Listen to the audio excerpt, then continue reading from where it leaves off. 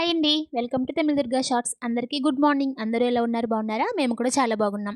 ఇంకా మార్నింగే లేచిన వెంటనే బ్రష్ అయితే చేసేసుకొని ఇంక ఇవాళైతే కొంచెం లేట్‌గా లేచానండి. ఎందుకంటే చిన్నుకి అస్సలు బాలేదనమాట. ఒక 2 డేస్ నుంచి ఇలానే ఉంది. నా మైండ్ ఏమి అస్సలు పని చేయట్లేదనమాట. దేని మీద శ్రద్ధ ఉండట్లేదు. బెంగగా ఉంది. అంటే ఇంక పిల్లలకి బాగోకపోతే ఇలానే కదా ఉంటది. ఇంక చిన్ను అయితే ఏమి తినట్లేదండి సరిగ్గా. చాలా భయంగా అయితే అనిపించిందనమాట. నిన్న నైట్ కొంచెం అయితే తిన్నాడు పర్వాలేదు. అటుకులు ఉప్మా అయితే చేసి పెట్టాను వాడికి.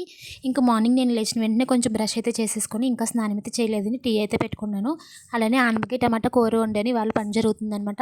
రసం అయితే కొంచెం లేట్‌గా పెడతాను. మళ్ళీ పంపించమని చెప్పాననమాట. ఈలోపు అయితే మా ఆయనే వచ్చారు ఫోన్ చేస్తే.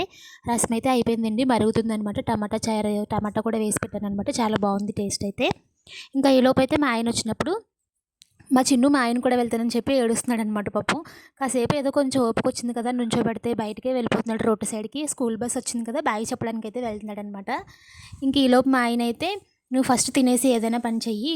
తినకుండా అయితే ఏమి చేయకు" అని చెప్పైతే నన్ను తిడుతున్నారండి. ఎందుకంటే నిన్న నైట్ ఏమి తినలేదు నేను. నిన్న మార్నింగ్ ఏమి తినలేదు. ఎందుకో మనసు కొంచెం బాలేదనమాట. చాలా బెంగగా అనిపిస్తుంది నాకెందుకో.